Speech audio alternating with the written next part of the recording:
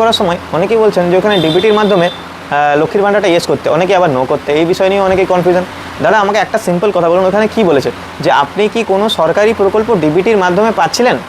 সত্যিই বলুন তো, ওটা কি ডিবিটির মাধ্যমে ঢুকছিল? আপনি আদৌ জানেন? ওটা ঢুকছিল, আপনি ব্যাঙ্ক অ্যাকাউন্ট দিয়েছিলেন, সেই ব্যাঙ্ক অ্যাকাউন্টের বেসিসে ঢুকছিল। এবারে অনেকেই ব্যাঙ্ক অ্যাকাউন্টের নাম ভুল ছিল, আধার কার্ডে নাম ভুল ছিল, সেই মিসম্যাচের কারণে অনেকেই লক্ষ্মীর ভাণ্ডার টাকা অনেক মাস ধরে ঢোকেনি।